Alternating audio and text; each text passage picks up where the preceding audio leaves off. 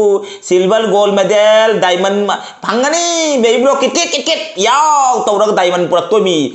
Gold medal का लोया लाके वथंग हाय ओ 1K नप्पो इंगोन hi ma'am की सिसु अनौब वीडियो पुदुन लाक्सरे करी मथेन चाने मैम यंग ताबिना से मथेन की मागैदा सिगे तमजरेको असिगे हंगाम चमफुट में लेजरे हंगाम चमथोंग में लेजरे सिगे उरी आलू इरोम में लेजरे असिगे मना ताबी की सिंजू में लेजरे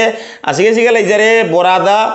फडिगोंग की बोरा तारे ngasi फडिगोंग की बोरा में सिगे लेजरे असिगे सिक नबैदा ngaरी लेजरे को थुम जापी ngaरी दुमा सिगे लेजरे असिगे कोट नबैदा लेजरे हंगाम लेजरे चमफुट लेजरे उरी अंगान बाइता सिगे उरी अंगान में खरा लेजरे असेदी ngasi की मथेन से मैम चाबा उन में जरगा चाबा दिंगे सिगा मैम की मत इसे मसा मत लान दोसरंग मैम मियंग ताबिना से की इसे से लेट्स गो बे ब्लॉक इसे की बागैदा दुनिया मांगे मांगिसनु यूट्यूब तो मांगद्रग लोइरे दुनिया मांगे मांगिसनु यूट्यूब तो मांगद्रग लोइरे यूट्यूब ना इगी पुंसिनी 1K ना इगी थावाइनी यूट्यूब ना इगी पुंसिनी 1K ना इगी थावाइनी दुनिया मांगे मांगिसनु यूट्यूब तो मांगद्रग लोइरे दुनिया मांगे मांगिसनु YouTube तो मांगद्रग लोइरे YouTube ना आएगी पुंसिनी 1K ना आएगी थावाइनी YouTube ना आएगी पुंसिनी 1K ना आएगी थावाइनी अदोरी मैम चाबा होना में जरगा चाबा होदिंगे सिगा इसे मतंग चैनल बु सपोर्ट तौजरम गे इसे दोगे चैनल सिगा थोलम गे अनु खोमन नाइ लेबनी याम फबा इसे नि अदो अखोय अमना माबु सपोर्ट तौसी अमना माबु चिंगन सी याम फबा इसे नि इसे दुगा इबाय दुगा पुल्लगा साप फजा फजाबा कंटेंट याम सेवा कोनी मैम नुसी बिदुना इसे दुगे चैनल सपिदुना सपोर्ट तौबिउ सब्सक्राइब तौदबा गे याओ सब्सक्राइब तौसनबिउ अखोय अमना माबु चिंगची याम फबनी इसे दो इसे इबाय की दमकता खल्लगा मैम नुसी बिदुना इसे दुगे चैनल सपिदुना सब्सक्राइब तौसनबिउ सपोर्ट तौबिउ असे नि हाइगदबदियो ngasi मथेन सिजु इसे ना खनबिरकवा मथेनी इसे अनु ना खनबिरकपनी इसे अनु खुमन नाइ लेबा इसे दुना खनबिरकपनी मागी मथेजु हाइजरके हामदगी हैना अचिगे सिगा माना खनजिरकवा हंगाम चमफुट म चाबिरो वाइदे इंगोन मौपा इंगोन हाइबिरे इसे अनु न सि दबंगता दु नौपाना नंगी दबंगता पुजरे हंगाम चमफुट म सिगा लेजरे असिगे लेजरे आलू गौरी गा इरोम म सिगा लेजरे असिगे लेजरे माना हाइजरकवा बोरादो इचे नाइबको बोरादो ओइद्रे को कैनोदी येनम फंगदे सिगे याम वाई येनम फंगबा गुवाहाटी मनुंग खरा चंगना लेबा दोन तौइबा अदो येनम सिगे लेजरे येनम की बोरा लेजद्रे ngasi बोरादी लेजरे बु फडिगोंग की बोरा वइ तौरे असिगे आइने एक्स्ट्रा द लौजरे गारी लौजरे सिंजू लौजरे कोन नबै लौजरे से लौजरे इसे हाजिरकवा मथेंदो हंगाम चमफुट का आलू उडी इरोन बगा दुगैदी माने याम पामजबा इसे याम पामजबा हंगाम कैनोगी नाकुपी की बोरा जेनम की बोरा हाइतारे जेनम सांग सांग तौर बोरा हौबदो हारकपनि तो जेनम दो फंग्रबना उपाय लेत्रे इसे अदुम नौपाना खरा लांगजबसे दुम इसे न पेन येंबिरो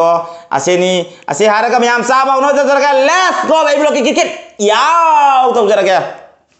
कुटी आमरे आम लाखरबना दुम चाबा तम होजरको अदो को नबैगी हंगाम से सोंदा इंदोंग थमजागे होरन चाबदा जेलेबा असिगे सिंजू बरसिगा सिंजू से तोनिंगोकसु यावरे मैम यावरे गाड़ी सु यावरे ngasi मथेन से दुम यामद्रे आइसु मैम खरा मनि यामंगमनि को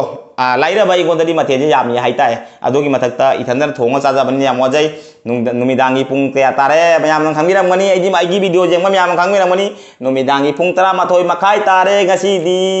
लेट्स गो बे ब्लॉक किट याव तौजरगे मैम की किट तौबदा नुमिदांग तुम दबगा याम यावरि मिने वीडियो सेमबदा YouTube पाइबा कोई वाखर पुनी खंगदबा मीने खंगपो नतेने अदोरी मैम चाबा एकदम हौजरे को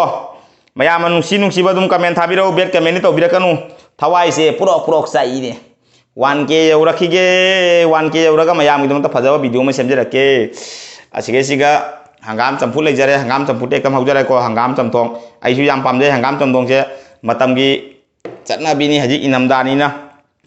विंटर मतम को ओइरे दो मैम दी इंगने कंबोल सुपगाई वीडियो को जेंगमनी नोम मसु यावनी कपम मसु यावनी माना चाइ से येंगनिंग कायदा मसु यावनी चाक लाम मसु म्याम यावरंगमनी आइदी इंग्रसिगा लितिबा पुरिसि यं कुचु कुमेनसिगा फजदरा उपाय लेते मैम की सेवा नै तौरी मे खोइन तौइसिसु अदोरी मैम चाबा होनो बतरके लेट्स गो बे ब्लॉक किट याव तौजरके मैं सकोम जरी बे ब्लॉक की खया दा बुलांग चंगल लगेने हंगाम तमदोन का इचेना खनबिरकवा मथेन गो ओइबगा आइना याम पामजबा मथेन ओइबगा आई सुंगमा चंबा मथेन याम पामजेबा दोरी मैम चाबा होनो बतरके लेट्स गो बे ब्लॉक किट याव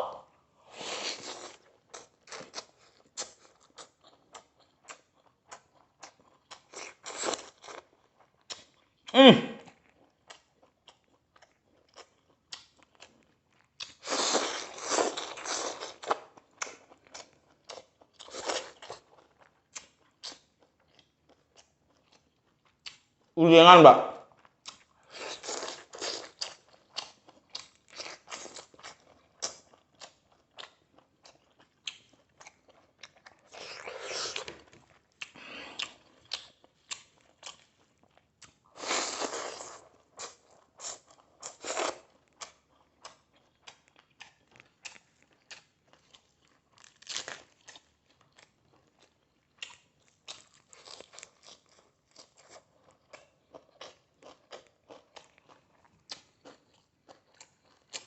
Bola cuma jenam bola harus nungai tesi di mata. Ada masalah dong. Jenam kemarin minta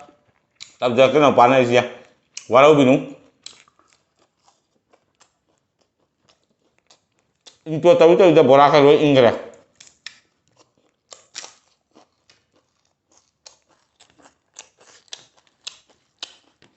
Bola kan nih ya. RJ itu na RJ mete blok tuh. Madu kedua ini high gitu pak. RJ mete blok tuh gitu iba nih kok.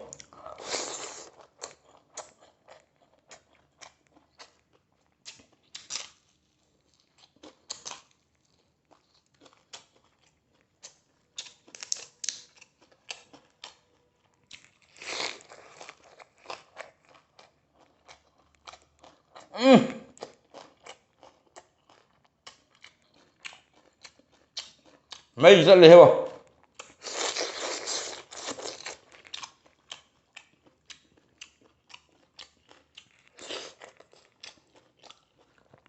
Shinju extra rau cỏ.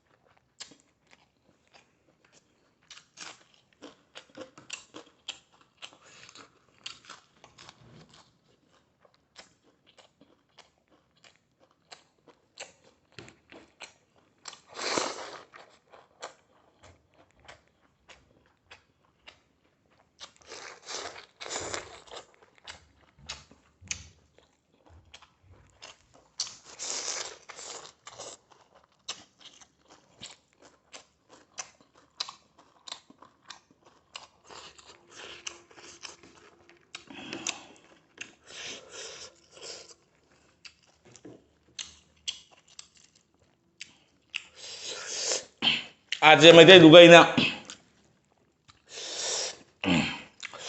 Jenam khara pubiro hai ba madi malai do. Guwahati masule agi ibai ni ko RJ mete do. Agi real ibai ni aduma ko YouTube ki ibai nate agi real ibai ni jam phabani. Ado mana aina mangonda hai ba yenam khara pubiro wana. Hayeng proke hangsit proke porai se jame. Ibai na porai se mayam cha khare porang asu aseng bari real se mayam cha khare do masu thabak chen jingna tawri mi handak matak se thabak chin mana mara modun taw jayu thabak chin mana chakpa phangde. Atau mana yenam prakram ne upay letre iche anu iche anu gitu makte yenam borado ina fan sa ke to ni RJ na prakte RJ nang ibo mathang lak padari yenam ikai thabi myam pura khomro RJ puraktra baina video thang to mi RJ se gi mana maching prakte na ai di mana maching da khara pamja bani mana maching gi da makta bibi ko baby block kit yaw aina lejari mine do RJ na prakram ne upay letre iche sawba de iche anu RJ से हमको थबक तो गई है को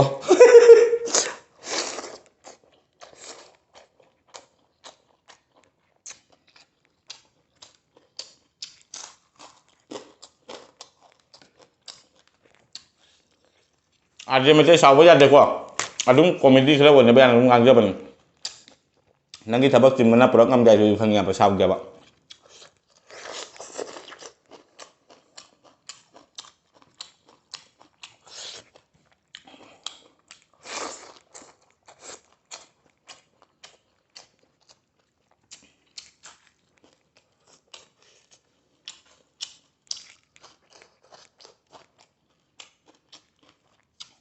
Aduh RJ ki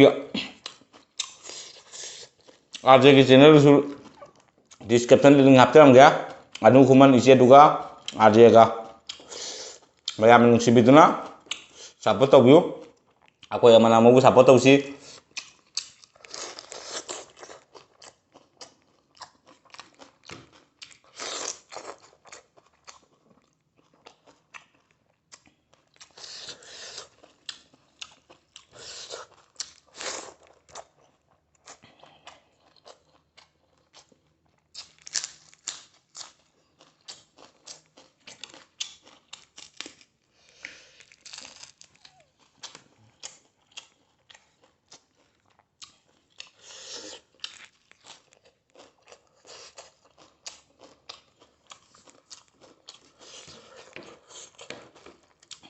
आई video से channel पाप channel पादब ma'am जेंगमगनी channel पाबदे वहाई खर हाजनी अखोई सपोर्ट तौब तलीसे करीनो चाथोसे करीनो चाथोप पामीसे करीनो असी वहांग हंगी चाथोप नंग चावर चक्रदी फैदो हयेंग मरक्त नंग डाउन होरग लेम अइना ममांग कादुदुदी अदो मतम नंग कमाय तौब ताब खनब ताबनी पुंसीनी चैनल से याम लूपनी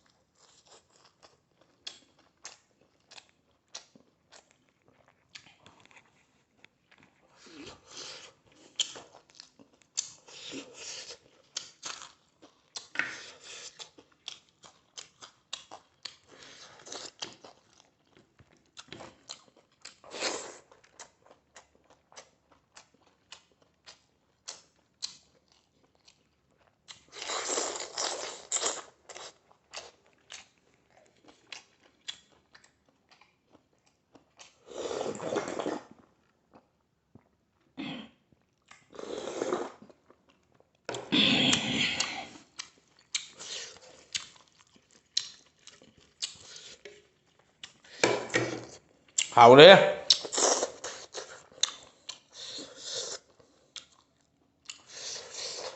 हायावदेना गारी उन्थाय ngasi तमथोंदरी चे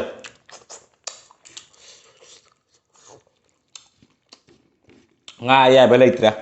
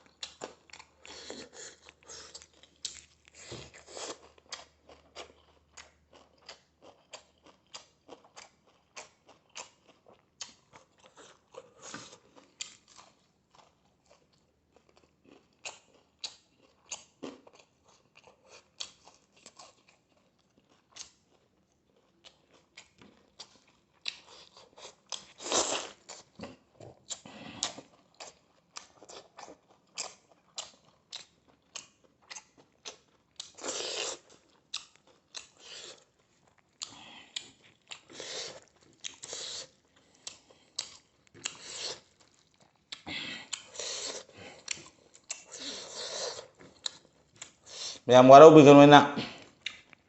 अचौबा चैनल की मतलब खरा वांगांग खरा न कई बार वारी नि से हये नंग डाउन तार तो मेब नुंगती की दिमांग का चत ngamo नोंग नंग डाउन तार तो नंग कैटेगरी में सोयबदा अखोय सुदु जेंगा चली में कोई कैटेगरी कारे सोयाम तो अचौबा नोइना खरा ताकपि दगनी अचौबा नोइ पोंगथो लेरि कमाय तौनी मचा अखोयना जो हेंग वांखला मथुंग दे अखोय पोंगनी अदुगा दी नोइ मचा तारे कमाय तारी असुम वारी खरा लेयबा ꯑꯩꯅ ꯍꯥꯏꯖꯅꯤꯡꯕ ꯈꯔ ꯑꯃ ꯋꯥꯔꯤ ꯂꯩꯌꯦꯕ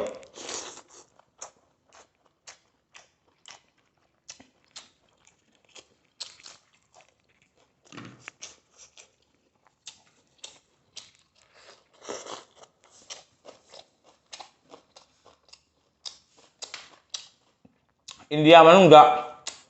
popular oina YouTube channel se YouTube phangde news live phangde online phangde ja any thabakta karana mang thangi UP na mang thang maram kari gino UP da minute changde viral ta ba YouTube to nate category phaja moi pa do ado mathakta moi amana ama chingkat liya ba adogi second karai lei akoi gi maitai dharaga manipur lei bani amana ma chingat pani akoi kasar kanasu amana ma chingat ta bani chauthok na bakhara lei ba kasar da aina achini hajani ba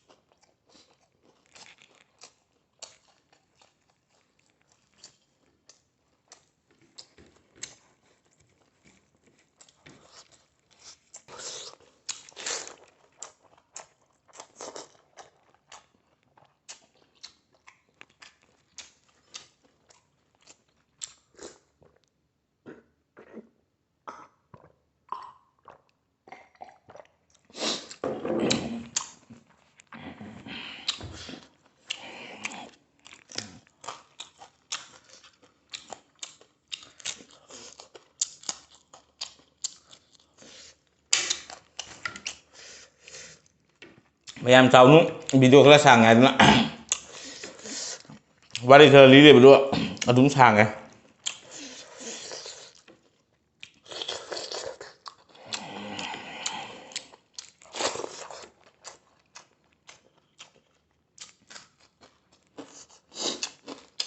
Samsung ubu sih kayak atau masih yang minta dra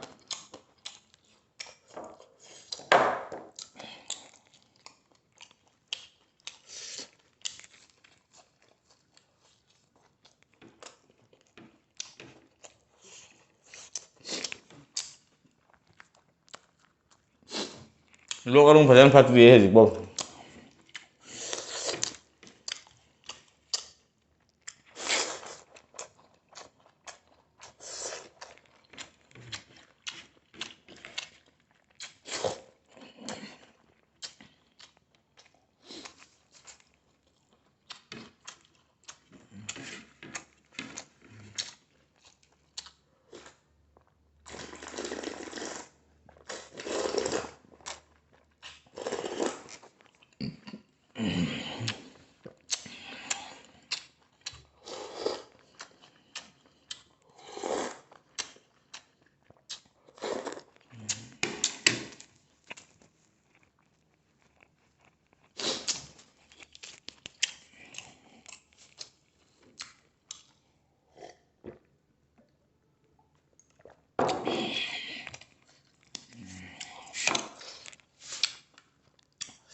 atau tim yang macam video lo sana betul kah? Camthong di lo sana ada. Camthong jamnya pukam yang tanah pore tu. Pukam jelo jatuh punya puk thalah. Sak tu pukam malu salah ba. Iro makatan lem hore tu. Iro makatan lem hore tu. Asik lem hore. Hanggam lem hore sinju kotang lem hore tu. Borahu malem hore. Ngamar puk pukai tu re. Yam wai. Sak zaman cái ado mà thực ra Samsung chưa hàng không thấy nhầm gì vậy bây nè bọn này thằng quốc hồ này ado đi miam video lo sama tôi cái ini hiding gua wang tang hiding gì kok UP biar aja